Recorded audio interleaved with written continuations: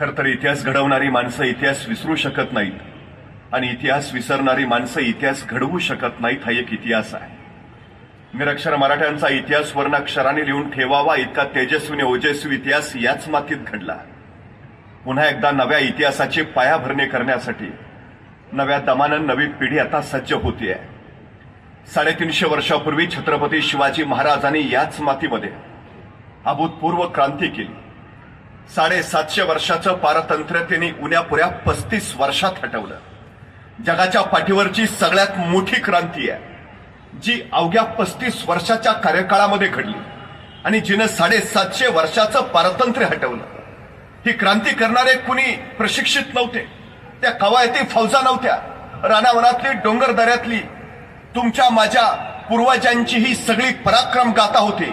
या मातीतल्या शेतकऱ्यांच्या बळावर छत्रपती शिवाजी महाराजांनी इथं स्वराज्य उभा केलं. 50 वर्षाचं आयुष्य आहे महाराजांचं. 50 वर्षातली 10 वर्ष बालपणात गेली, 10 वर्ष रणवण्यावर बसून घोड्यावरून युद्ध खेळण्यात गेली आणि उरलेली 30 वर्ष निर्माण केलेल्या स्वराज्याचं सुराज्य करण्यात गेली. खरं तर एक गोष्ट आपण लक्षात ठेवली पाहिजे. शिवाजी महाराजांनी राज्य उभा केलं, पण या राज्याचं नाव त्यांनी शिवराज्य नाही ठेवलं. ठेवलं असतं तरी आम्हाला अभिमानच वाटला असता, पण नाव ठेवलं स्वराज्य. स्व म्हणजे माझं राज्य. या मातीत उगवलेल्या कुणीही या राज्याच्या नावाचा उच्चार करावा. स्वराज्य, माझं राज्य. आणि मग माझं आहे ना, मलाच लढलं पाहिजे, मलाच झगडलं पाहिजे, मलाच झुंजलं पाहिजे या उर्मीनं इथली माणसं लढत राहिली आणि या मावळ मांद्याळीनं हे स्वराज्य उभा केलं. मला एका प्रश्नाचं उत्तर द्या. आपल्या घरातल्या विजेच्या बल्बला आपण कधी दगड मारतो का? नाही. पण रस्त्यावरची एक तरी ट्यूब आपण नीट ठेवतो का? नाही. का? घरातला बल्ब माझा असतो, रस्त्यावरची ट्यूब माझी नसते. ज्या दिवशी रस्त्यावरची ट्यूब माझी होईल त्या दिवशी हा देश महासत्ता होईल. ही सगळ्यात महत्वाची गोष्ट आहे. त्यामुळे हे माझं आहे आणि मग माझं आहे ना, मग या माझ्यासाठी मलाच उभा राहिलं पाहिजे. ही सगळी प्रेरणा छत्रपती शिवाजी महाराजांनी दिली. हे सगळ्यात महत्वाचं. खरं तर दक्षिण दिग्विजयाच्या निमित्तानं महाराज आंध्र प्रदेशमध्ये गेले. आंध्रातल्या त्या मुक्कामात महाराजांनी श्रीशैल मल्लिकार्जुनचं दर्शन घेतलं. दर्शन घेतल्यानंतर महाराज बाहेर आले. महाराजांनी परिसर निहाळला आणि महाराजांच्या लक्षात आलं मंदिर देखणं आहे, मंदिर सुबक आहे, पण मंदिराला घाट नाहीये. आणि महाराजांनी आंध्र प्रदेशच्या त्या मुक्कामात श्रीशैल मल्लिकार्जुनच्या मंदिराचे सगळे घाट बांधून काढले. आतापर्यंत अनेक जण आले गेले असतील, अनेकांनी श्रीशैल मल्लिकार्जुनचं दर्शन घेतलं असेल, अनेकांनी परिसर निहाळला असेल, पण घाट बांधायला हवेत हे वाटलं ते फक्त शिवाजी महाराजांना. हे त्यांचं सगळ्यात मोठं वेगळेपण आहे. घाट बांधून झाले. एके दिवशी महाराजांनी श्रीशैल मल्लिकार्जुनचं दर्शन घेतलं आणि शिखराचं दर्शन घेण्यासाठी महाराज बाहेर आले. महाराजांनी शिखराकडे बघितलं आणि महाराजांच्या लक्षात आलं मंदिराच्या छतावर प्रत्येक कोपऱ्यात एक गोपूर आहे, पण चौथ्या बाजूचं गोपूर बांधायचं राहिलंय, ते अपुरं आहे. आणि महाराजांना तत्काळ वाटलं हे अपुरं राहिलेलं गोपूर बांधायला हवं. महाराजांनी आंध्र प्रदेश मधले काय मजूर बोलावले. त्यांना सांगितलं हे अपुरं राहिलेलं गोपूर बांधून पूर्ण करा. किती खर्च येईल? मजुरांनी रक्कम सांगितली. महाराजांनी तत्काळ पैसे दिले आणि महाराज पुढच्या मोहिमेला निघाले. महाराजांनी दिलेल्या रकमेच्या बळावर आंध्र प्रदेश मधल्या त्या मजुरांनी श्रीशैल मल्लिकार्जुनच्या मंदिराचं ते चौथं गोपूर बांधून पूर्ण केलं. आणि गोपूर बांधून झाल्यावर ते सगळे मजूर एकत्र बसले. ऐसा राजा होणे नाही. कित्येक आले गेले, कित्येकानी दर्शन घेतले, कित्येकानी शिखरही पाहिले. चौथे गोपूर बांधावयाचे राहिले हे अनेकांनी पाहिले, पण बांधावे असे वाटले कोणालाच नाही. ते वाटले फक्त शिवाजी महाराजांना. ऐसा राजा होणे नाही. अरे धन्य हा राजा सतत आपल्याला समोर दिसायला हवा. या राजांची प्रेरणा आपल्याला मिळायला हवी. काय करता येईल, काय करता येईल. आणि त्या मजुरातला एक मजूर म्हणाला आपण असं केलं तर हे जे चौथं गोपूर आपण बांधलंय त्या चौथ्या गोपुरात आपण महाराजांचीच मूर्ती बसवली तर उत्तम उत्तम उत्तम. आणि आश्चर्य वाटेल आंध्र प्रदेश मधल्या मजुरांनी वर्गणी काढली आणि श्रीशैल मल्लिकार्जुनच्या मंदिराच्या त्या चौथ्या गोपुरात छत्रपती शिवाजी महाराजांची मूर्ती बसवली. महाराजांच्या हयातीत महाराजांचं उभारलं गेलेलं हे पहिलं जिवंत स्मारक आहे आंध्र प्रदेशमध्ये. महाराज दक्षिण दिग्विजय करून परत निघाले. येता येता कर्नाटकात आले. कर्नाटक मध्ये बेलवाडी नावाचं एक ठाणं आहे. सावित्रीबाई देसाई नावाच्या ठाणेदारीन तिथं राज्य करत होत्या. नवरा मरण पावला होता आणि नवऱ्याच्या पश्चात ठाण्याचा कारभार त्याच बघत होत्या. आमचा सखोजी नावाचा सरदार, त्याला असं वाटलं की सगळं जिंकत निघालोच आहे, तर हे बेलवाडीचं ठाणंही जिंकावं. कुणी सावित्रीबाई देसाई म्हणून आहेत, सहज पराभव करता येईल. त्याने मोजकं सैन्य घेतलं आणि त्या बेलवाडीच्या ठाण्यावर हल्ला चढवला. पण बाई मोठ्या चिवट आणि जिद्दीच्या, त्यांनी सखोजीचा सपशेल पराभव केला. आपला पराभव झालाय हे जर महाराजांना कळालं तर सखोजीनं आणखी बलाढ्य फौज गोळा केली आणि पुन्हा एकदा बेलवाडीच्या ठाण्यावर हल्ला चढवला. यावेळी मात्र सावित्रीबाई देसाईंचा पराभव झाला. विजयाच्या उन्मादात सखोजींनी सावित्रीबाईंना कैद केलं. महाराजांच्या सामने चला आणि कैद झालेल्या सावित्रीबाई निघाल्या. अचानक थबकल्या, गर्दीशी मागं वळाल्या. स्वतःचं तानं बाळ त्याने आपल्या सोबत घेतलं आणि म्हणाल्या, आता चला. तानं बाळ घेतलेल्या सावित्रीबाई देसाई महाराजांच्या पुढ्यात उभा राहिल्या. आपण कैदी आहोत, आपण पराभूत आहोत. हे राजे आता आपल्याला शिक्षा सुनावणार, सजा फरमावणार. पण महाराजांनी सजा सुनावण्या अगोदरच सावित्रीबाई सरदिशी पुढे झाल्या आणि स्वतःच्या हातातलं तानं बाळ त्यांनी महाराजांच्या मांडीवर ठेवलं आणि महाराजांना म्हणाल्या, मी तुमची दोषी आहे, मी तुमची कैदी आहे. काही शिक्षा द्यायची असेल तर मला द्या, पण या सगळ्या प्रसंगात माझ्या या तान्या बाळाचा काही दोष नाही, त्याला दोषीश नको. महाराजांनी मांडीवरच्या त्या ताण्या बाळाकडे बघत स्मित केलं. चिटणीसांना इशारा झाली. चिटणीस दुधाची वाटी घेऊन आले आणि आपल्या मांडीवर असलेल्या त्या ताण्या बाळाला महाराजांनी चमच्यानी दूध पाजलं आणि दूध पाजून झाल्यावर त्या ताण्या बाळाकडे बघत महाराज सावित्रीबाईंना म्हणाले, हा आमच्या मांडीवर जो आहे ना, तो आमचा भाचा आहे. हा आमचा भाचा आहे म्हणजे तुम्ही आमच्या बहीण झाला. मग कुठला भाऊ बहिणीचा राज्य बळकावतो, कुठला भाऊ बहिणीला शिक्षा सुनावतो, कुठला भाऊ बहिणीला सजा देतो? सखोजी यांचं राज्य यांना परत द्याच, पण आमच्या बहीण म्हणून चोळी बांगडीसाठी यांना नवराज्य जोडून द्या आणि आमचा हा भाचा त्याच्या दूध भातासाठी वतनाची व्यवस्था करा. त्या सावित्रीबाईंना काही कळेना. कैसा राजा, कैसा राजा, ऐसा राजा होणे नाही. धन्य धन्य. अरे माझं जिंकलेलं राज्य ताब्यात घेणं राहिलं बाजूला, हा राजा मला आपली बहीण मानतो, माझं राज्य तर मला परत देतोच, पण चोळी बांगडीसाठी नवराज्य जोडून देतो. माझ्या मुलाच्या दूध भातासाठी लोकांना अखंड कळाली पाहिजे. आणि म्हणूनच या सावित्रीबाई देसाईंनी या प्रसंगाची 3 दगडी शिल्प तयार केली. म्हणजे महाराज बसलेत, त्यांच्या मांडीवर ते तानं बाळ आहे, महाराज त्याला चमच्यानी दूध पाजतायत आणि शेजारी सावित्रीबाई देसाई उभा आहेत. अशी ती दगडी शिल्प. कधी कर्नाटकमध्ये गेलात तर धारवाड नावाचा जिल्हा आहे, त्या धारवाड जिल्ह्यात यादवाड नावाचं गाव आहे. त्या यादवाड गावात एक मारुतीचं मंदिर आहे आणि त्या मारुतीच्या मंदिरात सावित्रीबाई देसाईंनी कोरलेलं छत्रपती शिवाजी महाराजांचं हे दगडी शिल्प आहे. महाराजांच्या हयातीत महाराजांचं उभारलं गेलेलं हे दुसरं जिवंत स्मारक आहे कर्नाटकमध्ये. अशी अखंड स्मारक सह्याद्रीच्या छातडावर तुम्हाला जागोजागी दिसतील. ती पराक्रमाची आहे, ती शौर्याची आहे, ती अभिमानाची आहे, ती स्वाभिमानाची आहे, ती उदात्ततेची आहे, ती मंगलतेची आहे, ती भव्यतेची आहे, ती दिव्यतेची आहे, ती पावित्र्याची आहे, ती चारित्र्याची आहे. छत्रपती शिवाजी महाराजांचा कोणताही पैलू घ्यावा, तो सर्वोत्तम, सर्वोत्कृष्ट आणि सर्वोच्च आहे. 50 वर्षाच्या आयुष्यात एक महापुरुष काय करू शकतो असं कुठलं क्षेत्र नाही ज्या क्षेत्रामध्ये महाराजांनी विलक्षण कार्य करून ठेवलं नाही. राजकारण हे अर्थकारणाच्या पटावर चालतं, पण छत्रपती शिवाजी महाराजांचं राजकारण हे कायम नैतिक मूल्यांवर चालत राहिलं. हे सगळ्यात महत्वाचं वैशिष्ट्य आहे. 1 लाखाची फौज घेऊन शाहिस्ता खान पुण्याच्या लाल महालात बसला होता. आजूबाजूच्या परिसराला भयानक त्रास देत होता आणि अखेर महाराजांनी दिवस निवडला. अवघे 400 लोक सोबत घेतले, पैकी 300 मागच ठेवले. 100 सोबत, त्यातले 12 लोकच महाराजांसोबत लाल महालात गेले आणि जगातला पहिला सर्जिकल स्ट्राईक शिवाजी महाराजांनी शाहिस्ता खानावर केला. महाराज आल्याचं कळालं आणि शाहिस्ता खान पळत सुटला. बघता बघता लपला लपला लपला लपला. कुठं? बायकांच्या गराड्यात. कारण त्याला माहिती आहे आपल्याला जिवंत राहायचं असेल तर आपल्यासाठी सुरक्षित जागा एकच, बायकांचा गराडा. का?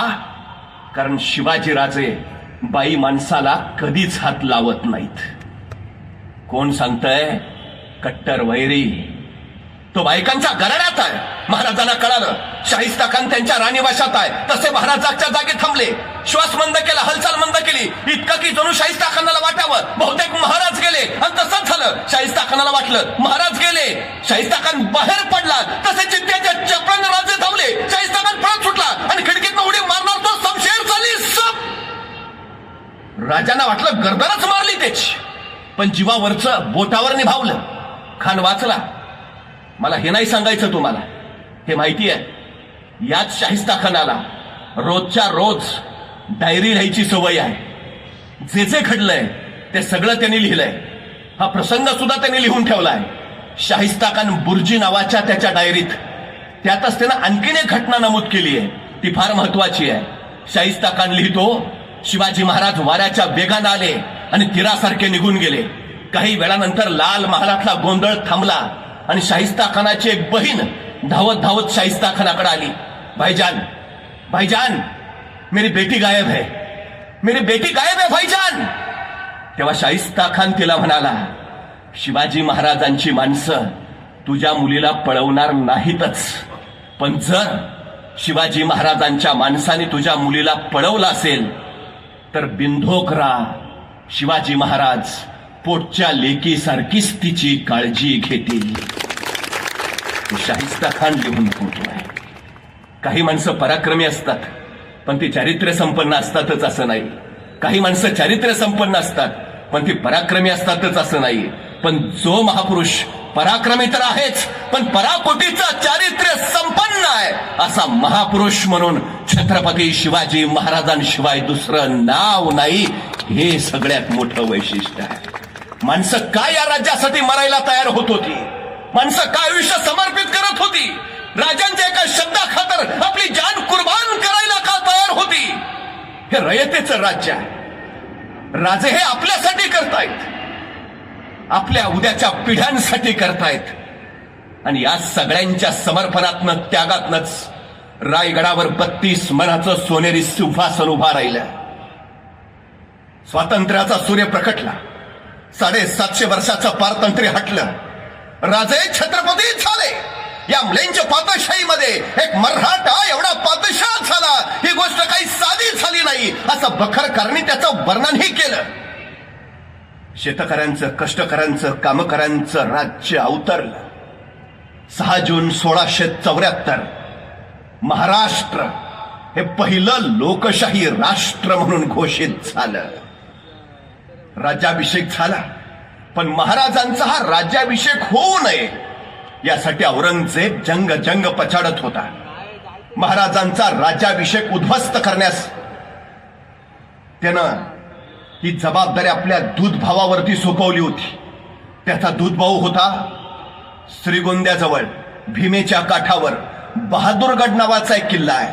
त्या बहादूर गडात त्याचा दूध भाऊ होता, ज्याचं नाव होतं खान जहान बहादूर खान कोकलताश हैबात जंग. कसं जोरदार नाव आहे, खान जहान बहादूर खान कोकलताश हैबात जंग. आता काय काय लोक विचारतात त्याची बायको कसं नाव घेत असेल. आता आपल्याला काय करायचंय, पण नाव जोरात आहे. पूर्वी आपली नावं पण जोरात होती. तानाजी, बाजी, येसाजी, कोंडाजी, कर्तोजी. म्हणजे कुणी आपलं नाव घ्यावं त्याला जी म्हणावंच लागायचं. आम्ही आमच्या हातानं आमची नावं बदलली. दुसऱ्याची हांजी हांजी करायची सवय लागली. स्वाभिमान दिला होता महाराजांनी, पण याचं नाव जोरात खान जहान बहादूर खान कोकलताश हैबात जंग. राज्याभिषेक उद्ध्वस्त करायची जबाबदारी याच्यावर, पण तरी राज्याभिषेक झाला. औरंगजेब भयान संतापला. त्यांनी खरमरीत पत्र लिहिलं या बहादूर खानाला. अरे तो करतो काय, राज्याभिषेक झाला. या बहादूर खानानं औरंगजेबाला कळवलं, हुजूर मी उत्तरेकडनं प्रचंड प्रयत्न केले पण बहुतेक त्या खुदाचीच इच्छा होती शिवराय छत्रपती व्हावे. काय अलौकिक उत्तर दिलंय त्याने. मी प्रचंड प्रयत्न केले उत्तरेकडनं पण बहुतेक त्या परमेश्वराचीच इच्छा होती महाराज छत्रपती व्हावेत. मी बाबर काय करणार. पण औरंगजेबाचा संताप या उत्तरानं जाणार नव्हता. बहादूर खानाला इथे माहिती होतं राग गेला पाहिजे, पण कसा. या बहादूर खानाला औरंगजेबाचं दुखणं माहिती आहे. त्याला माहिती आहे टेबला खालून दिलं की टेबलावरून काम होतं. पैसे म्हटलं की औरंगजेब पागळतो. हे बहादूर खानाला पक्क माहिती होतं आणि म्हणूनच त्यानं तत्परतेनं औरंगजेबाला पत्र लिहिलं, हुजूर जे व्हायचं ते झालं, पण इथं बहादूरगडावर मी 1 कोटी रुपये नगद गोळा करून ठेवलेत आणि 200 दक्षिणी घोडी, बस एवढा पावसाळा संपू द्या, हे 1 कोटी रुपये आणि 200 घोडी मी लगेच आग्र्याला पाठवून देतो. औरंगजेबानं वाचलं, 1 कोटी रुपये भले पट्टे, शाबास शाबास शाबास, ते दे, लवकर लवकर लवकर पाठवून दे. 1 कोटी म्हणल्यावर औरंगजेब निम्मा खाली. पण बहादूरगडावर 1 कोटी नगद आहेत ही बातमी जेवढ्या वेगात आग्र्याला औरंगजेबाला कळाली, त्याच्या दुप्पट वेगात ती रायगडावर महाराजांना समजली की बहादूरगडावर 1 कोटी नगद आहेत. महाराज म्हटले, बरं झालं, नाहीतर राज्याभिषेकाला खर्च झालाच होता. वैशिष्ट्य बघा, औरंगजेबाला आग्र्यात बातमी कळतीये आणि दुसऱ्या क्षणाला ती महाराजांपर्यंत पोचतीये. महाराजांच्या यशामागं होतं ते त्यांचं गुप्तहेर खातं. ते इतकं विलक्षण काम करत होतं की महाराजांनंतर आज 350 वर्षांनीही त्यांच्या गुप्तहेर खात्यातल्या बहिर्जी नाईकांशिवाय दुसरं कुणाचंही नावही आपल्याला माहिती नाही. इतकी गोपनीयता त्या गुप्तहेर खात्यात तेव्हापासून आहे. हे कार्य किती विलक्षण आहे. महाराजांना कळालं बहादूरगडावर 1 कोटी नगद आहेत आणि मग महाराजांनी बोलावलं आपले सरसेनापती हंबीरराव मोहिते. हंबीरराव येते झाले. जी महाराज. हंबीरराव, बहादूरगडावर 1 कोटी नगद आहेत. आणतो. काय संवाद आहे बघा. महाराज म्हटले, हंबीरराव, बहादूरगडावर 1 कोटी नगद आहेत. आणतो. कारण देणं प्रकारच नाही. शिवचरित्र संपूर्ण काढा, तुम्हाला एकही घटना, एकही प्रसंग असा नाही दिसणार की महाराजांनी जबाबदारी दिली आणि कुणी कारण सांगितली. अजिबात नाही. जी माणसं कारण सांगतात ती माणसं आयुष्यात कधीही यशस्वी होत नाहीत. ही सगळ्यात महत्वाची वस्तुस्थिती आहे. शिवचरित्रात तुम्हाला कारण देणाराच भेटत नाही, प्रश्नच नाही. अहो बघा ना, आमच्या तानाजीनी मुलाचं लग्न काढलंय. पत्रिका द्यायला महाराजांकडे आले. रायबाच्या लग्नाला यायचं बरं का. मात्र राजांची नजर आहे कोंढाण्यावर आणि कोंढाण्याकडे पाहता पाहता राजे तानाजीला म्हणाले, तान्हा, कोंढाणा घ्यायचं म्हणे रे.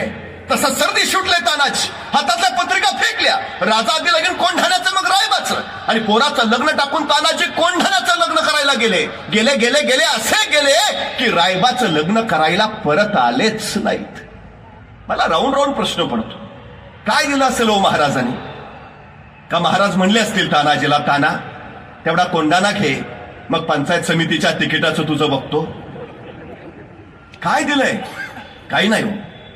महाराजांनी कधीच कुणाला नाही सांगितलं मी म्हणतोय म्हणून ये, मी म्हणतोय म्हणून कर, मी म्हणतोय म्हणून लढ. नाही, महाराजांनी स्पष्ट सांगितलं, तुला जर वाटत असेल तुझ्या पोरी बाळींची अब्रू सुरक्षित राहावी तर ये.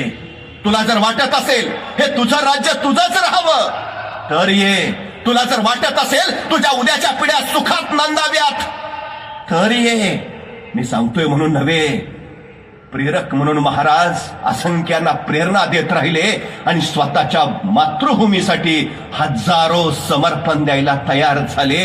हे सगळ्यात मोठं यशस्वीतेचं कारण आहे. कारण देणं प्रकार नाही, महाराज हंबीररावांना सांगतायत. आणि महाराज सांगितल्याबरोबर दुसऱ्या क्षणाला हंबीरराव म्हणतायत, आणतो. कारण नाही, हंबीरराव असं नाही म्हणले, नाही बरोबर आहे महाराज, पण जरा दिवस पावसाळ्याचे आहेत, मलाही जरा सर्दीची अलर्जी आहे, बघू ना पावसाळा झाल्यावर. नाही, हंबीरराव, बहादूरगडावर 1 कोटी नगद आहेत. आणतो. बरं, अन्न सोपं आहे?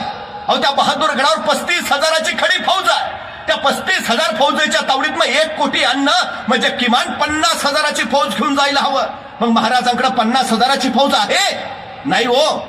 स्वराज्याची पद्धत अशी, दसऱ्याला सीमोल्लंघन करावं, स्वराज्य संवर्धनासाठी बाहेर पडावं, अक्षय तृतीयेला परत यावं आणि शेतीच्या कामाला लागावं. महाराजांचा राज्याभिषेक उरकून स्वराज्याचं सगळं सैन्य आपापल्या गावी शेतीवाडी करायला गेलंय. रायगडावर सैन्य आहे कुठं?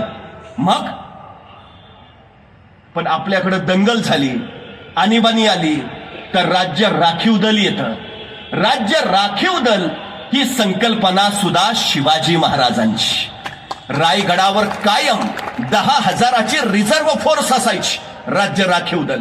हंबीररावांनी काय केलं, या 10,000 राखीव दलातले 9,000 आपल्या सोबत घेतले, 1,000 रायगडाच्या रक्षणासाठी तिथंच ठेवले. घेतलेल्या 9,000 फौजेचे त्यांनी परत 2 भाग केले. एक भाग केला 2,000चा, दुसरा भाग केला 7,000चा. 2,000ची फौज हंबीररावांनी स्वतः सोबत घेतली आणि हंबीरराव रायगडावरनं निघाले. ते पुण्यात आले आणि पुण्यातून पुणे सोलापूर हायवेनं सांडस पाटस करत श्रीगोंद्याच्या म्हणजे बहादूरगडाच्या अलीकडं करकुंब नावाचं गाव आहे, त्या करकुंबला येऊन थांबले. तिथून बहादूरगड एका झेपेचा. 2,000 फौजेनिशी हंबीरराव करकुंबला, तर त्यांच्या हाताखालचा सरदार उरलेली 7,000ची फौज घेऊन निघाला. तो रायगडावरनं पुण्यात आला आणि पुण्यातनं पुणे अहमदनगर रस्त्याने रांजणगाव शिरूर करत तो अहमदनगरला पोहोचला आणि अहमदनगरवरनं श्रीगोंद्याकडं म्हणजे बहादूरगडाकडे निघाला.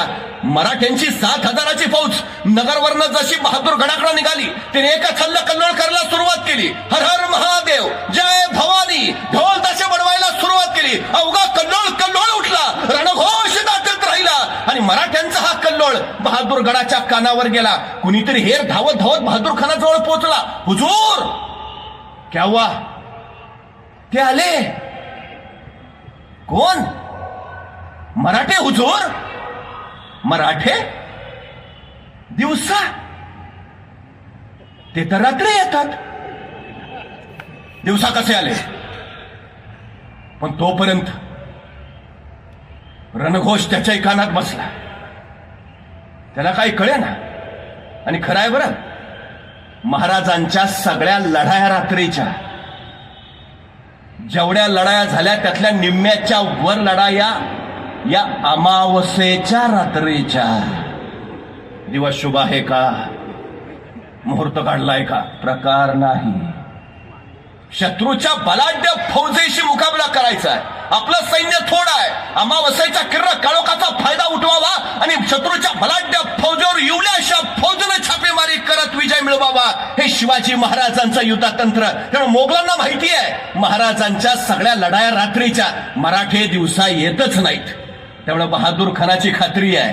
पण तरी त्याच्या कानावर हर हर महादेवचा जयघोष पडला आणि त्याची खात्री पटली. आलेत पण जारती दिवसा आलेत, भयानक आले असणार. कारण आपलं 35,000चं सैन्य इथं आहे. त्यांच्याशी झुंजायला मराठे दिवसा आलेत म्हणजे मराठे किमान 50,000 तरी असणार. बहादूर खानानं तयारी केली. बहादूर गडावरचे 35च्या 35,000 बाहेर काढले. वॉचमन गेटमनच ठेवले तिथं आणि 35,000 फौज घेऊन तो मराठ्यांच्या रोखानं निघाला. इकडून मराठे तावात तावात येत आहेत. जय भवानी, हर हर महादेव. आता बहादूर खान निघाला. एल्गार, तकताक, दिंडीन, आक्रमण. दोन्ही फौज आमने सामने आल्या. आता तुंबळ युद्ध होणार. प्रचंड धुमचक्री मारणार. कडाडला बहादूर खान. आक्रमण. उसळले मराठे. हर हर महादेव. तलवारी उचलल्या गेल्या आणि वार होणार. अचानक मराठ्यांनी रिव्हर्स गिअर टाकला. भागो. त्या बहादूर खानाला सुचायचं बंद झालं. मराठे पुढं मोगल मागं, मराठे पुढं मोगल मागं. 5 मैल झाले, 10 मैल झाले, 15 मैल झाले. मराठे मागं वळून पण बघेनात. मग 15 मैल गेल्यावर बहादूर खान म्हणला, रुक जाओ रुक जाओ रुक जाओ. गए, भाग गए हो. मला वाटलं 50,000 तरी असतील, हे 7,000 आहेत. आपले 35,000 बघूनच पळून गेले. आप नाही आएंगे, चलो वापस. बहादूर खानानं सैन्य वळवलं. निघाला बहादूरगडाच्या दिशेला. 5-10 मैलच गेला असेल तेवढ्यात त्याचा मागचा हेर ओरडला, हुजूर, मराठे परत आले. त्या बहादूर खानाला कळाय, अरे काय पद्धत आहे काही, अशी असते करावं लढाई. आता मराठे येत आहेत म्हटल्यावर त्यानं सगळं सैन्य परत वळवलं. निघाला मराठ्यांच्या रोखानं. आता मराठे जोशात तावात तावात आहेत. घुसायचं आणि कापायचं. बहादूर खान उसळला. आक्रमण. यलगार, तकताक, दिंडीन. दोन्ही फौजा परत आमने सामने आल्या. आता तुंबळ युद्ध होणार. धुमचक्री मारणार. तलवारी उचलल्या गेल्या आणि वार होणार. मराठ्याने परत रिव्हर्स गिअर टाकला. भागो. त्याला मराठे पुढं मोगल मागं, मराठे पुढं मोगल मागं. 5 मैल, 10 मैल, 15 मैल. मराठे पुढंच. मराठे मागं वळून पण बघेनात. मग बहादूर खान म्हणला, रुक जाओ रुक जाओ. गए. उगा हुलकावणी दाखवायला आलते. आता नाही यायचे परत. चलो वापस. बहादूर खानानं आपलं सैन्य वळवलं. निघाला परत बहादूरगडाच्या दिशेनं. 15-20 मैलच गेला असेल तेवढ्यात त्याचा मागचा हेर परत ओरडला, हुजूर, मराठे परत आले. अरे काय चाललंय, काय काय लपाछपी आहे का राव, अशी असते का लढाई. पण त्याच वेळी त्याच्या लक्षात आलं. तो आपल्या सैनिकांना म्हणला, सजग रहो, सैतान हे मराठे कुठे उगवतात, कुठूनही गायब होतात. पोटात काही नसलं तरी पाठीचे कणे ताट ठेवतात. मरतात पण हरत नाहीत, संपवतात आणि भगवाच फडकावतात. आता काय व्हायचं ते होऊ दे, जातील तिथपर्यंत ताणायचं. बस आता जातील तिथपर्यंत ताणायचं, आता सोडायचं नाही. बहादूर खानानं ठरवलं. मराठे तवा तवात निघाले, 2 वेळा हुलकावणी दिली. आता घुसून सरळ कापून काढू. 7,000 मराठे त्या जोशात पुढाले. बहादूर खान वळाला, त्यांच्या अंगावर निघाला. हर हर महादेव, यलगार, तक तक दिन दिन हरवळा घुमू लागल्या. दोन्ही फौजा परत आमने सामने आल्या, तलवारी उचलल्या आणि वार होणार. मराठ्यांनी परत रिव्हर्स कर टाकला. भागो. त्याला मराठे पुढं मोगल माग, मराठे पुढं मोगल माग. आता बहादूर खानानं ठरवलं होतं काय व्हायचं ते होऊ दे, आता जातील तिथपर्यंत ताणायचं. 10 मैल झाले, 15 मैल झाले, 20 मैल झाले. बघता बघता मराठे नगरला पोहोचले. बहादूर खान मागच. मराठ्यांनी नगर सोडलं. मराठे बघता बघता शिरूरला पोहोचले. बहादूर खान मागच. मराठे शिरूरवरनं पुढे झेपवले. बहादूर खान मागच. बहादूर खान शिरूरला पोहोचला. तसा बहादूर खानाचा एक सरदार म्हणला, हुजूर गए हो, अब लौट चलते हैं. तू गप. काय व्हायचं ते होऊ दे, पण आता जातील तिथपर्यंत ताणायचं. बस. बहादूर खान ऐकायला तयार नव्हता. तोपर्यंत मराठे रांजणगावला पोहोचले. बहादूर खान मागच. रांजणगाववरनं मराठ्यांनी पुणे गाठलं. बहादूर खान मागच. आणि मराठे जसे पुण्यात पोहोचले, काही मराठे कात्रजच्या घाटात, काही मराठे सासवडच्या घाटात, काही मराठे सिंहगडच्या घाटात. बहादूर खान पुण्यात आला खरा, पण त्याला मराठे कुठे दिसेच ना. यही तो थे, कहा गए, ढूंढो. सगळं मोगलांचं सैन्य मराठ्यांना शोधत राहिलं, पण सापडतील ते मराठे कसले. बहादूर खानाचं सैन्य शोधून शोधून दमलं, पण मराठे गवसेच ना. अहो त्याला काय माहिती आहे, सह्याद्रीच्या दऱ्याखोऱ्यात फक्त तिघच फिरू शकतात. एक वारा, दुसरा वाघ आणि तिसरे मराठे. चौथ्याचं काम नाही. वैतागला बहादूर खान. आता मराठे सापडतच नाही हे कळालं. आणि मग बहादूर खान म्हणाला, जीतम जीतम जीतम, बड़ी जीत हासिल की हमने. मराठे भाग गए, भगड़ों को भगा दिया, खासी जीत मिली हमें, चलो वापस. आणि पुण्यातनं बहादूर खान आपल्या 35,000 फौजेनिशी निघाला माघारी. पण 35,000 फौजेनिशी बहादूर खान पार पुण्यात येऊन पोहोचलाय. एवढीच बातमी हेरानी करकुमला उभा असणाऱ्या हंबीरराव मोहितेंना दिली. तो तिकडून पार पुण्यात पोहोचलाय. इकडून रान मोकळंच आहे. हंबीरराव मोहितेने आपलं 2,000 सैन्य घेतलं आणि करकुमवरनं एका झेपेत बहादूरगड गाठला. तिथं वॉचमन गेटमन थांबडून सुजवले. आत जाऊन 1 कोटी उडवले.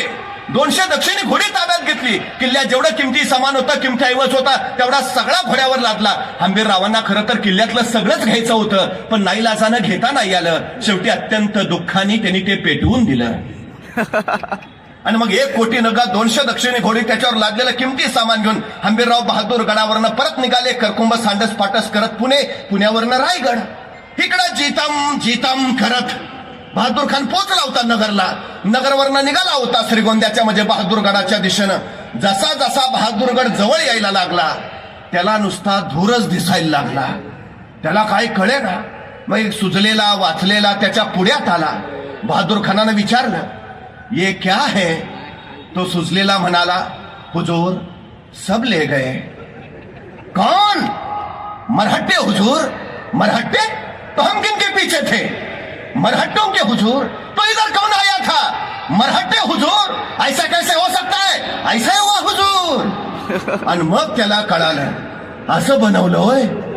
म्हणजे 7,000 मराठ्यांनी आपल्याला इकडून इकडं पळवत नेलं आणि 2,000 मराठ्यांनी इकडं काम तमाम केलं. या खुदा, कैसे है ये मराठे?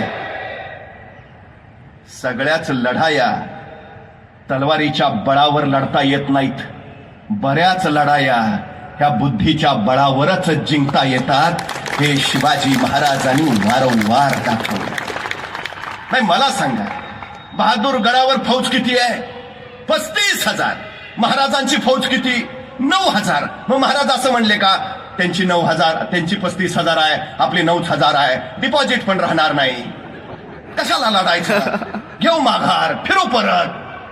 काय त्यांची 35,000 आहे, आपली 9,000 आहे? नाही, निराशेचा, नकारात्मकतेचा, माघारीचा विषयच नाही. महाराजांचं यश कशात आहे माहिती आहे? महाराजांनी पर्याय निर्माण केले. एक दरवाजा बंद होतो त्यावेळी परमेश्वर तुमच्यासाठी 10 दारं उघडी करून ठेवत असतो. शोधक नजर हवी, दृष्टी नको, दूरदृष्टी हवी. महाराजांनी पर्याय निर्माण केले. त्यांचे 35,000, आपले 9,000. आपले वाढवता येत आहेत का? नाही. मग त्याचे कमी करा. काढला ना पर्याय, काय त्याचे कमी करा. 35,000 इकडून इकडं नेऊन ठेवले. इथं वॉचमन गेटमनच राहिले, त्याचे कमी करा. करून टाकले. पर्याय निर्माण करा. मी नेहमी एक गोष्ट सांगतो. एक राजा होता. त्या राजाच्या पुढे 2 आरोपी आणले. राजानं आरोप ऐकले आणि शिक्षा सुनावली. मरेपर्यंत फाशी. फाशीची शिक्षा ऐकल्याबरोबर एक कैदी तिथंच चक्करून बेशुद्ध झाला. दुसरा कैदी मात्र न्यूटन असल्यासारखा विचार करत बसला होता. पहिला शुद्धीवर आला तरी दुसरा न्यूटनच. मग पहिल्यानं विचारलं, तू शिक्षा ऐकली नाही का? तो मला ऐकली ना. आणि मग फाशी झाली आपल्याला, मरणार आहे आपण, तुला भीती नाही वाटत? तसा तो कैदी म्हणला, ते फाशी बिशीचं सोड रे. गेले वर्षभर माझा उडणारा घोडा तयार करायचा प्रयोग चाललाय. प्रयोग अंतिम टप्प्यात आहे. आता काही दिवसात माझा घोडा आकाशात उडेलच. पण नेमकी फाशीची शिक्षा झाली. ते फाशीचं काही नाही रे, पण माझ्या प्रयोगाचं काय होणार त्याची मला काळजी लागली. तसा तो कैदी म्हणला, उडणारा घोडा? घोडा कधी उडतो का? तेच सांगतोय ना, प्रयोग अंतिम टप्प्यात आहे. काही दिवसात माझा घोडा आकाशात उडेल. त्यांची चर्चा राजानं ऐकली. राजा म्हणला, काय काय काय म्हणला? उडणारा घोडा? घोडा कधी उडतो का? अरे काय डोक्यावर पडलाय का? तसं तो कैदी म्हटला, महाराज, मरणारा माणूस खोटं नाही बोलत. अहो, फाशीची शिक्षा दिली मला, कशाला खोटं बोलेन? खरं सांगतोय. गेले वर्षभर माझा प्रयोग चाललाय. प्रयोग अंतिम टप्प्यात आहे. आता काही दिवसात माझा घोडा आकाशात उडेलच. महाराज, एक काम करू, माझ्या घोड्याचं बाजूला ठेवा. मला फक्त 1 वर्ष द्या. त्या 1 वर्षात मी तुमच्या घोड्याला आकाशात उडायला शिकवू शकतो. आता राजाला प्रश्न पडला, असं तसं मरणारच आहे, पण जर दिलं त्याला 1 वर्ष आणि लागलाच आपला घोडा आकाशात उडायला, तर ह्या जगात आपण एकमेव राजे ज्याच्याकडे उडणारा घोडा आहे. राजा म्हणला, ठीक आहे, चल, दिलं दिलं दिलं, तुला 1 वर्ष दिलं. त्याला 1 वर्ष मिळालं. पण या पहिल्या कायद्याला काहीच कळेना. त्यानं परत विचारलं, घोडा खरंच उडतो? तसा तो कैदी म्हटला, घोडा उडतोय का?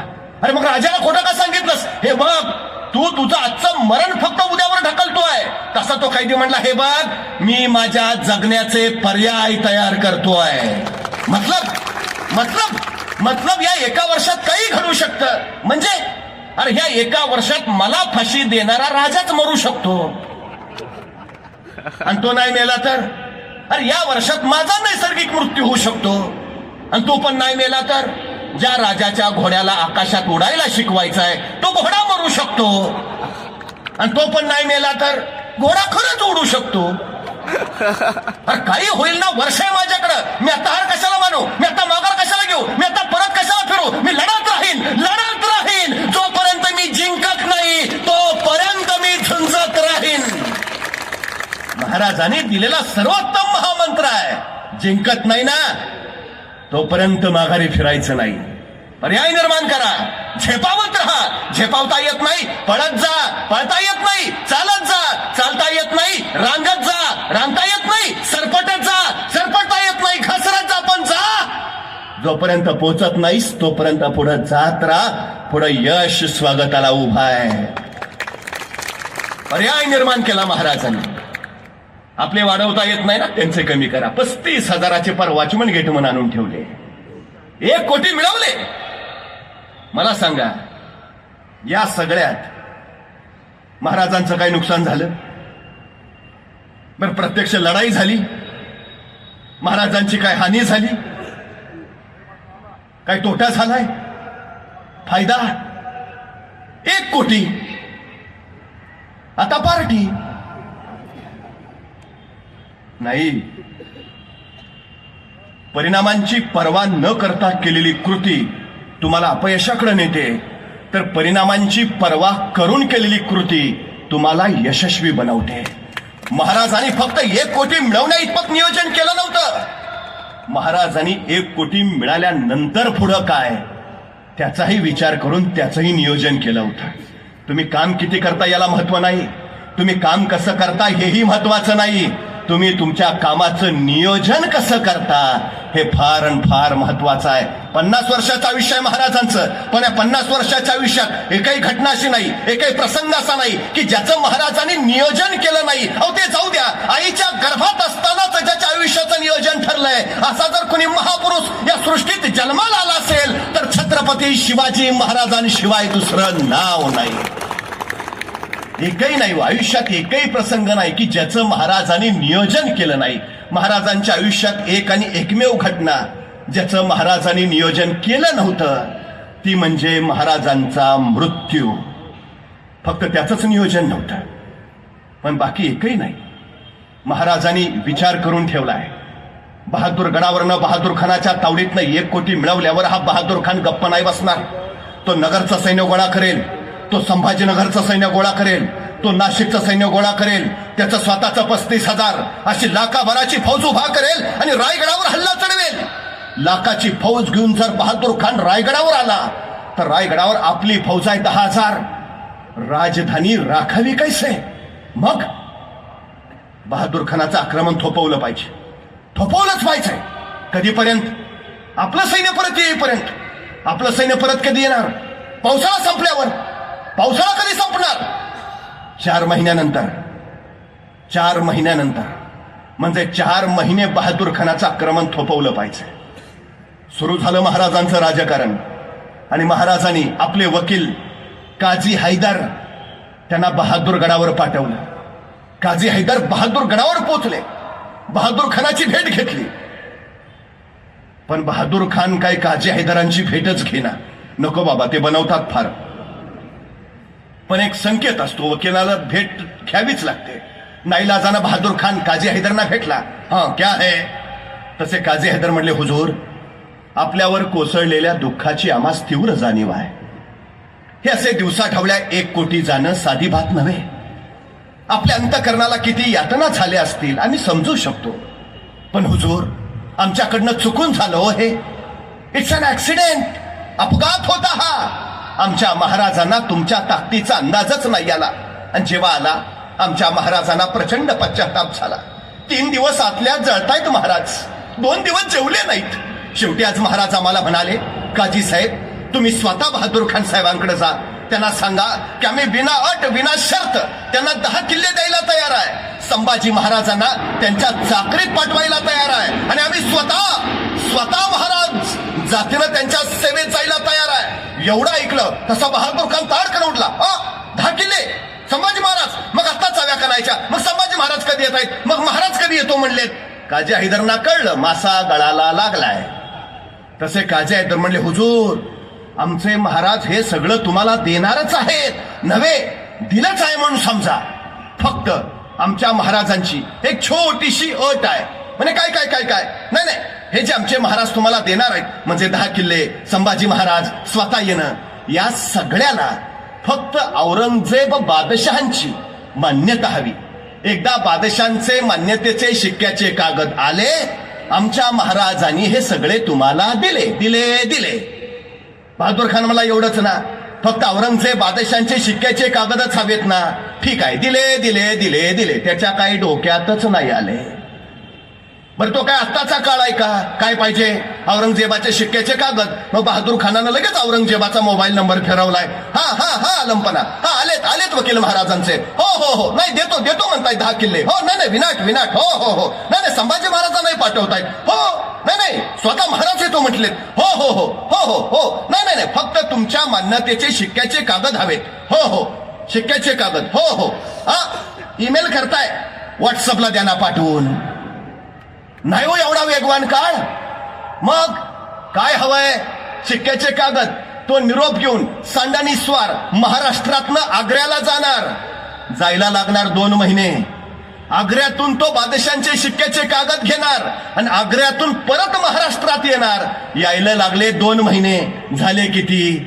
4 महिने. आक्रमण किती काळ थोपवायचं आहे? 4 महिने. आता महाराज एवढं सगळं आयतं द्यायला तयार आहेत म्हणल्यावर बहादूर खान 4 महिने निवांत. पण या 4 महिन्यात महाराजांनी मात्र रायगडावर 80,000ची फौज गोळा करून ठेवली आणि मग महाराज म्हटले, ये आता कधी पण. पण आग्र्यावरनं औरंगजेबाचे शिक्क्याचे कागद आले. सांडणीस्वार बहादूरगडावर पोचले. तसं बहादूर खानाला तातडीनं 2 वकील लगेच रायगडावर पाठवले. जा जा जा, ते शिक्क्याचे कागद महाराजांना द्या आणि त्यांच्याकडनं ते 10 किल्ले संभाजी महाराज काही ते सगळं घेऊन या. बहादूर खानाचे वकील पोचले रायगडावर. महाराजांची भेट घेतली. महाराजांनी विचारलं, बोला काय काम काढलं? तसे वकील म्हटले, नाही, ते तुमचे वकील आले होते आमच्याकडं. कोण? ते काजी हैदर.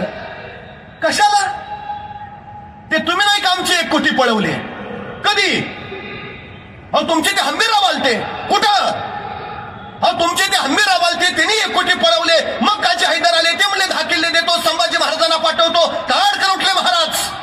तुमच्या त्या बहादूर खानानं तलवारीचा असा कुठला तेग दिमाग दाखवला की आमचा पुत्र धरावा तुम्हाकडं. तुरंत चालते व्हा, नाहीतर अपमान पावाल. मान खाली घालून गेली हो वकील.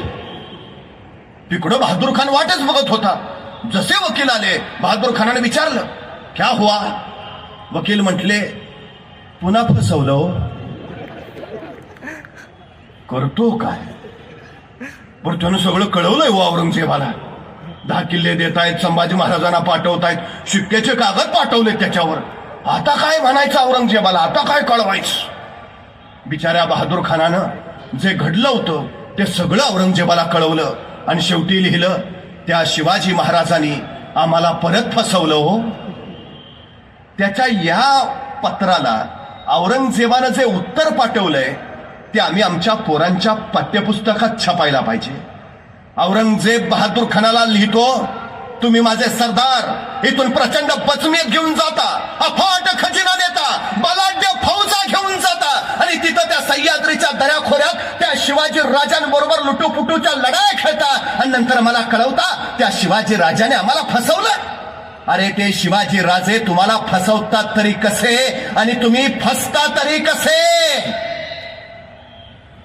औरंगजेबाच्या याही पत्राला बहादूर खानानं उत्तर पाठवलं, हुजूर तुम्ही मला विचारलं ते शिवाजी महाराज आम्हाला कसे फसवतात आणि आम्ही कसे फसतो. हुजूर ते शिवाजी महाराज आग्र्यात सुद्धा आले होते, तुम्हाला कसं फसवलं? आम्हालाही तसंच फसवलं. तुम्ही पेडगावचा शहाणा म्हण ऐकली असेल. आपल्याकडे म्हणतो मस्त पेडगावचा शहाणा आहे. ही म्हण पडली कुणावरनं माहितीये? हा बहादूरगड पेडगाव मध्ये आहे आणि तिथला हा शहाणा बहादूर खान, त्याला महाराजांनी 3 वेळा फसवला. म्हणून अवघा महाराष्ट्रातल्या पिढ्यानपिढ्या पेडगावचा शहाणा म्हणून त्याचा उल्लेख करतात. जोपर्यंत शिवाजी महाराज जिवंत होते, औरंगजेब चुकून महाराष्ट्रात आला नाही. चुकून. त्याला भीती होती. सरदारांचा पराभव झाल्यावर किमान सरदारांवर रागावता तरी येत आहे. शिवाजी महाराजांनी आपलाच पराभव केला तर रागवावं कुणावर? इतिहासातलं आपलं मानाचं पान खराब होऊ नये म्हणून औरंगजेब महाराजांच्या हयातीत चुकून महाराष्ट्रात आला नाही. पण महाराजांना माहिती आहे आज ना उद्या औरंगजेब येणार. राज्याभिषेकाच्या वेळी शिवाजी महाराजांनी स्वराज्याचा अर्थसंकल्प मांडलाय आणि अर्थसंकल्पामध्ये शिवाजी महाराजांनी महाराष्ट्रातल्या गडकोटांसाठी 2.5 लाख होनांची तरतूद करून ठेवली आहे. अर्थसंकल्पात 1 होन ₹4.25, 2.5 लाख होन म्हणजे त्याचे झाले 7.5 लाख रुपये. 7.5 लाख रुपयांची तरतूद महाराजांनी महाराष्ट्रातल्या गडकिल्ल्यांसाठी केली. मंत्रीगण म्हटले, महाराज एवढा खर्च गडकोटांसाठी 7.5 लाख रुपये? महाराज म्हटले, हा खर्च नाही, ही गुंतवणूक आहे, ही गुंतवणूक आहे. आणि मग महाराज म्हणाले, औरंगजेब आज ना उद्या स्वराज्यावर चालून येणार हे निश्चित. कदाचित मी असेन, कदाचित मी नसेन, पण महाराष्ट्र झुंजला पाहिजे. महाराष्ट्र आणि हे स्वराज्य चिरंतन राहिलं पाहिजे. त्यासाठी ही गुंतवणूक आहे. काय होरा होता महाराजांचा? सगळ्याच लढाया रणांगणावर नव्हेत, सगळ्याच लढाया तलवारीनं नव्हेत, तर बऱ्याच लढाया अर्थकारणावर सुद्धा खेळल्या जातात आणि महाराजांनी ती लढाई उद्याच्या औरंगजेबाच्या स्वारीसाठी आखून ठेवली आहे. महाराष्ट्रात राज्याभिषेकाच्या वेळी 360 किल्ले होते. 360 किल्ल्यांसाठी महाराजांनी 7.5 लाख खुणांची तरतूद केली आहे. महाराजांचं याच्या पाठीमागचं नियोजन असं की उद्या औरंगजेब चालून आला तरी माझा एक किल्ला 1 वर्ष लढला पाहिजे. एक किल्ला जर 1 वर्ष लढला तर माझे सगळे किल्ले घ्यायला औरंगजेबाला 360 वर्ष लागतील. पण नुसतं एवढंच नियोजन नाही, महाराजांनी त्याच्या पुढचंही नियोजन केलंय. कदाचित औरंगजेब यात यशस्वी होईल, तो महाराष्ट्रातले किल्ले घेईलही. म्हणूनच महाराजांनी महाराष्ट्रापासून 650 किलोमीटर लांब पल्ला गाठला. महाराज तामिळनाडूमध्ये पोहोचले. तामिळनाडूतला वेल्लोरचा किल्ला घेतला आणि 2 नवे किल्ले महाराजांनी तामिळनाडूमध्ये बांधले. एकाचं नाव आहे साजरा आणि दुसऱ्याचं नाव आहे गोजरा. शुद्ध मराठीत असलेले हे 2 किल्ले महाराजांनी बांधलेत. पण तरीही अत्यंत कडेकोट सुरक्षेसाठी बिकट गड म्हणून ज्याची ख्याती होती त्या किल्ल्याकडे महाराजांचं लक्ष होतं, ज्याचं नाव होतं जिंजीचा किल्ला. जिंजीचा किल्ला साधा नाही, 3 डोंगरांवर बसलाय तो. चंद्रगिरी, रायगिरी आणि सूर्यगिरी. हजारो फूट उंचीवर पाण्याचा खंदक आहे आणि त्याच्या आत तो जिंजीचा किल्ला अभेद्य, जिथं कोणी पोहोचूच नाही शकत. 40,000ची फौज घेऊन महाराज जिंजीचा किल्ला घ्यायला गेले. महाराजांनी किल्ला निरखला आणि महाराजांच्या लक्षात आलं 40,000 फौजींशी जिंजीचा किल्ला घ्यायचा तर किमान 2.5 महिने लागतील. महाराजांनी विचार केला, 40,000 सैनिकांचा 2.5 महिन्याचा खर्च. उत्तर मिळालं, एवढा खर्च स्वराज्याच्या तिजोरीला पेलणार नाही, करून उपयोगच नाही. महाराजांनी किल्लेदाराशी बोलणं लावलं आणि 50,000 रुपये किल्लेदारला दिले आणि महाराजांनी जिंजीचा किल्ला ताब्यात घेतला. म्हणजे महाराष्ट्रातल्या गडकोंसाठी 7.5 लाख रुपये आणि जिंजीच्या किल्ल्यासाठी 50,000 रुपये अशी 8 लाखाची तरतूद महाराजांनी उद्या चालून येणाऱ्या औरंगजेबासाठी करून ठेवली. काय गणित आहे महाराजांचं. औरंगजेब आग्र्यावरनं निघाला, त्यावेळी येताना आग्र्याच्या किल्ल्याला कुलूप लावून निघाला. प्रत्येक बादशाचा स्वतंत्र खजिना असायचा. औरंगजेबाचा खजिना वेगळा, शहाजहानचा खजिना वेगळा, जहांगीरचा खजिना वेगळा, अकबराचा खजिना वेगळा, बाबरचा खजिना वेगळा. औरंगजेब स्वतःचा खजिना घेऊन महाराष्ट्रात आला. त्यावेळी शिवपुत्र शंभूराजे स्वराज्य सिंहासनावर अधिष्ठित होते. वय होतं 23 आणि 67 वर्षाचा औरंगजेब 5.5 लाखाची फौज घेऊन महाराष्ट्रावर कोसळला होता. मनवर होता औरंगजेब आणि कणभर स्वराज्य. औरंगजेबाच्या नुसत्या सरदारांची संख्या 14,500. एका सरदाराच्या हाताखाली 50,000ची फौज म्हणजे 14,500 गुणिले 50,000 एवढं औरंगजेबाचं लष्करी सामर्थ्य. आणि माझ्या स्वराज्याचं सारं सैन्य मोजलं गडकोटांसहित तर भरेल कसं बस लाखभर.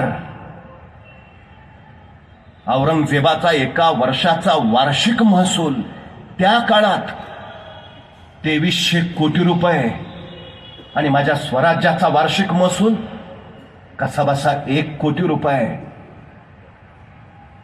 काबूल पासून कंदहार पर्यंत आणि काश्मीर पासून कन्याकुमारी पर्यंत पसरलेलं औरंगजेबाचं साम्राज्य आणि तमाम मावळ्यांच्या समर्पणावर छत्रपती शिवाजी महाराजांनी निर्माण केलेलं हे एवढंसं स्वराज्य. मनभर औरंगजेब या कणभर स्वराज्यावर चालून आला आणि 23 वर्षाचा छवा कडाडला. येऊ द्या त्याला, अखेर त्याला त्याच्या मरणाची जागा कळली तर अखेर बघेल या छव्याचा गनिमी कावा. आणि बघता बघता औरंगजेब महाराष्ट्रात उतरला. चोबाजूने त्याने आपले सरदार स्वराज्याला कैचीत पकडण्यासाठी सोडले. सर बुलंद खान, अली खान, फतेह खान, भीमसिंग हाडा, रामसिंग हाडा. बघता बघता मराठे सज्ज झाले. खासे संभाजीराजे घोड्यावर मान टाकून झुंजू लागले. दिवसाच्या 24 तासातले 20 तास घोड्यावर मान टाकून संभाजीराजे लढत होते. प्रसंगी शाडूच्या मातीच्या भाकरी खात होते पण झुंजत होते बेपामपणे, कडाडत होते. अरे तलवारीच्या टोकावर भाकरी भासता मराठे, औरंग्या तुला भाजायला वेळ नाही लागणार. त्या धगीनच गारच झाला औरंगजेब. हार प्रहार, पराभव, शिकस्त. औरंगजेब बेभान संतापला. त्याला असं वाटलं होतं संभाजी म्हणजे शिवाजी राजांचा नादान दक्कनशील वारीस, चुटकेसरशी चुरगाळू आणि दक्कन घशात घालू. पण संभाजी महाराजांनी पहिलाच तडाखा असा दिला की औरंगजेबाला स्वतःचं अनुमान दुरुस्त करून घ्यावं लागलं. वर्ष 2 वर्ष टकरा घेत होता औरंगजेब. दख्खन सोडा, एक खण मिळवू दिला नाही संभाजी महाराजांनी त्याला. एक खण. अखेर औरंगजेबानं बोलावली आपल्या सगळ्या सरदारांची बैठक. क्या किया जाए. आणि एक सरदार म्हणाला, हुजूर इन मराठों की जान है उनके गड़किलों में, पहले गड़किले लेते हैं. मराठे खुद बखुद आएंगे, घुटने टेकते हमारे सामने. आणि पटला औरंगजेबाला, सही बात, पहले गड़किले लेते हैं. ऐसा कौन सा किला है जो जल्द से जल्द लिया जा सकता हो. म्हणजे पहिल्याच घासाला पराभवाचा खडा नको, किल्ला असा काढा की पटकन घेता येईल, फारसा डोक्याला ताप नको. मग एकाने सांगितलं, हुजूर एक किल्ला आहे. कौन सा. नाशिक जिल्ह्यातला, दिंडोरी तालुक्यातला, वणीपासून अवघ्या काही मैलावर असणारा प्रभू श्री रामचंद्र तिथं विश्रांतीसाठी जायचंय. त्यांची सेज तिथं, म्हणून त्या किल्ल्याचं नाव आहे रामसेज. हुजूर असा किला है. मराठे कितने हैं. 300-350 होंगे हुजूर. शिबंदी ना हुजूर, बजनियत ना हुजूर, तोफे बिल्कुल ना हुजूर. तो ठीक है, वही ले लेंगे. आणि ठरलं. अवघे 350 मराठे असलेला, तोफा शिबंदी बजवत अजिबात नसलेला तो रामसेजचा किल्ला घ्यायचा. आणि औरंगजेबाने विचारलं, तो कौन जाएगा, कौन लेगा रामसेज. आणि उभारायला शाहबुद्दीन खा. हुजूर हम जाएंगे. शाहबुद्दीन कितने दिनों में लोगे किला. हुजूर सकाळचा नाश्ता करून जातो, दुपारच्या जेवणाला किल्ला घेऊनच परत येतो. बहुत खूप. 20,000ची फौज घेऊन निघाला शाहबुद्दीन खान. बघता बघता रामसेजला वेढा पडला. आता रामसेजचा किल्लेदार आहे रामाजी पवार. 20,000चा सेना सागर बघितला. दुसरा कुणी असता तर म्हणला असता, चलो भागो, डिपॉझिट पण राहणार नाही. पण हा रामाजी हल्ला नाही, हटला नाही. पळून जायचं तर नावच नाही. ही उभा राहायची जी जिगर आहे ना, ती जिगर पेरली आहे संभाजी महाराजांनी इथल्या हरेक मावळ्यात. हा रामाजी तसाच उभा राहिला. बघता बघता शाहबुद्दीन खानाचं सैन्य आलं. चढाई सुरू झाली. कडाडला शाहबुद्दीन, चलो आगे चलो, ले लो किला. सैन्य पुढा निघालं. वेस ओलांडून पुढं आलं. अगदी निम्म्यापर्यंत पोहोचलं. आमच्या मराठ्यांची हालचाल ना प्रतिकार. शाहबुद्दीन खानाला वाटलं बहुतेक न लढताच किल्ला ताब्यात देता येत वाटतं. मोठा उत्साह आला. चलो आगे ले लो किला. सैन्य पुढं आलं. अगदी टप्प्यात आलं. तसे मराठे सावध झाले. हाताच्या गोपण्या थरवल्या. दगडं भरली, सुटली दगडं. धना थाडताडतात दगडात लागली. पत्थरांची बहुचार नुसती. त्या दगडाच्या माराने घायाळ झालं शाहबुद्दीनचं सैन्य. पाठीला पाहिलं पळत सुटलं. त्या शाहबुद्दीनच्या मस्तकावर दगड बसलेला. ती जखम दाबीत शाहबुद्दीन म्हणाला, कैसे है ये मराठे, पत्थरों से खेलते हैं. या खुदा, पूरी जिंदगी में ऐसी जंग देखी ना हमने. एका दिवसात किल्ला घेतो म्हणून आलेला शाहबुद्दीन खान रात्री खलबत खाण्यात जखमा शेकत बसला होता. क्या किया जाए. त्याचा सरदार होता मोठा कल्पक. त्यांनी युक्ती काढली. हुजूर ऐसा करते है, बोलो. नाही, काल आपण चालत गेलो, मग दगड डोक्यावर बसली. मग उद्या चालत नको जायला, मग सरपटत जाऊ. म्हणजे दगड आली तरी वरनं जातीला आपल्याला लागणार नाही. मोठी नामी कल्पना. शाहबुद्दीनला पटली. ऐसाही करेंगे. दुसऱ्या दिवशी चढाई सुरू झाली. उरलं सैन्य निघालं पण सरपटत. कुणी डोकं वर करायला तयार नाही. चुकून डोकं वर करायचो, डोक्यात दगड बसायचा, डोक्याला ताप नको, बखलीन चाल पुढं. सर करत सैन्य निघालं वर. वेस ओलांडून पुढं पार निम्म्यापर्यंत पोहोचलं. आमच्या मराठ्यांची हालचाल ना प्रतिकार. शाहबुद्दीनला वाटलं बहुतेक काल दगड मारून दमले असतील, कशाचे लढतायत आज. देतील किल्ला ताब्यात. मोठ्या उत्साहानं पुढाला. चलो आगे. आता दिंडी दरवाजा समोर दिसायला लागला. जणू काय घेतला किल्ला. शाहबुद्दीन कल्लोळ लिया चलो आगे. सरपटणारं सैन्य अगदी जवळ आलं. तसे मराठे जागा सूद झाले. रात्रभर जागून तटबंदीवर मोठमोठ्या दगडी शिळा गोळा करून ठेवलेल्या. हे सरपटणारं सैन्य जवळ आलं. तशा त्या दगडी शिळा दिल्या नुसत्या ढकलून. गडगडा करत शिळा सुटल्या खाली. त्या सरपटणाऱ्या प्राण्यांना पार चेंगरून मेंगरून मग तळ जाऊन थांबल्या. शाहबुद्दीनचं उरलं सैन्य पाट्याला पाय लावून पळत सुटलं. आठवडा झाला, महिना झाला, 2 महिने झाले, 6 महिने झाले. शाहबुद्दीनला काही कळे ना. ये मराठे हमें ऊपर नहीं आने देते, खुद नीचे नहीं आते, सामने नहीं आएंगे तो लड़ेंगे कैसे, लड़ेंगे ही नहीं तो जीतेंगे कैसे, क्या किया जाए. त्या शहाबुद्दीनला काही कळे ना. शेवटी परत त्याने आपल्या सरदारांची बैठक बोलावली. क्या किया जाए. महाबत खान नावाचा तोपखाना प्रमुख होता त्याचा. कमला हुजूर, ये मराठे हमें ऊपर नहीं आने देंगे, खुद नीचे नहीं आएंगे, सीधा तोप मारा शुरू करते हैं. 20-25 तोपे हमारे पास, गोलाबारी चालू करेंगे, किला आधे घंटे में काबिज हो जाएगा. आणि पटलं शहाबुद्दीनला. सही बात महाबत खा, तयारी करो, कल सुबह तोप मारा शुरू करेंगे. आणि ठरलं. महाबत खान तयारीला लागला. त्या रात्री शहाबुद्दीन खान निवांत झोपला. म्हणलं आता कटकट नाही, उद्या येतोय किल्ला ताब्यात. सगळी छावणी गाढ निद्रा दिन. आणि बरोबर रात्री 1-1:30च्या सुमारास 100 मराठे किल्ल्यावरनं अलगद खाली उतरले आणि सरळ या झोपल्या शहाबुद्दीनच्या छावणीत घुसले. सपासप कत्तली चालू झाल्या. आक्रोश किंकाळ्या आरोळ्या, रक्ताच्या चिरकांड्या, मुर्द्यांचं प्रांतांचं कच. शहाबुद्दीन खान खडबडून जागा झाला. क्या हुआ? छापा हुजूर, कौन थे? मराठे हुजूर, कहां गए? निकल गए हुजूर. संतापला शहाबुद्दीन. सीधा हमारे डेरे पर छापा. ये मजाल महाबत का, तोफे लगाओ. अभी क्या भी. आता रात्रीचे 2 वाजलेत आणि शहाबुद्दीन सांगतोय तोफे लगाओ अभी क्या भी. महाबत खान म्हणला हुजूर, अभी अंधेरा है, अभी तोफे लगाएंगे तो गोले सीधे हम पे ही बरसेंगे. सुबह तक राह देखते हैं. सरपडला शहाबुद्दीन, पण पर्याय नव्हता. पण आता ठरलं होतं आता सोडायचं नाही बस. दुसऱ्या दिवशी सकाळी 6 वाजता शहाबुद्दीन शाही हत्तीच्या अंबारीत बसला. 21-22 तोफा किल्ल्याच्या दिशेने तोंड करून ठेवल्या. दारुगोळा ठसून भरलाय. वातान बाहेर काढलीये. आता बस शहाबुद्दीनची इशारा झाली की तोफमारा चालू. महाबत कानपट्टी मशाल घेऊन पुढे झाला. शहाबुद्दीनची इशारा झाली आणि पेटती मशाल वातानीला पेटवणार. तोच गडावरनच आवाज आला. धडाम धूम. एक तोफेचा गोळा सो सो करते ते त्यांच्याच दिशेनं. तसा महाबत खान कडाडला. तोफे पिछे लो, तोफे पिछे लो. त्या शहाबुद्दीनला सोचायचं बंद झालं. क्या क्या क्या क्या हुआ हुजूर? मराठों ने गोलाबारिश कर दी है. आगे रहेंगे तो उनके गोले सीधे हम पे बरसेंगे, पीछे आएंगे हमारे गोले उन तक नहीं पहुंचेंगे. तोपखाना नाकामयाब हुजूर. त्या शहाबुद्दीनला काही कळे ना. अरे पण मराठ्यांकडे तोफा नव्हत्या ना, तोफा नव्हत्या मराठ्यांकडे. मग तसा महाबत खान म्हणला हुजूर, मराठ्यांकडे तोफा नव्हत्या पण डोकं तर होतं. मतलब मराठ्यांनी लाकडाच्या तोफा तयार केल्यात. त्याला आतनं जनावराचं कातडं लावलंय. हुजूर, त्यांची एक तोप आपल्या 10 तोफेला भारी आहे. ठीक, तोफा तयार केल्या तोफा तयार. दारुगोळा कुठनं आणला? तसा महाबत खान म्हटला, मग रात्री छापा कशाला टाकलेला? आपलाच दारुगोळा आहे हुजूर. मराठे परिस्थितीवर रडत नाही बसले, मराठे परिस्थितीशी लढत बसले. हे सगळ्यात मोठं वैशिष्ट्य आहे. ते हल्ली एखाद्याला विचारलं, काय रे काय? आमची परिस्थिती नव्हती हो. तू गप. मला भयान राग येतो असल्या माणसांचा. आमची परिस्थिती नव्हती हो. परिस्थिती माणसाला घडवती नाही आणि परिस्थिती माणसाला बिघडवती नाही. माणूसच परिस्थिती घडवतो आणि माणूसच परिस्थिती बिघडवतो. ही सगळ्यात महत्वाची गोष्ट आहे. कितीही प्रतिकूल परिस्थिती असली तरी ती अनुकूल कशी करून घ्यावी हे छत्रपती संभाजी महाराजांकडनं शिकावं.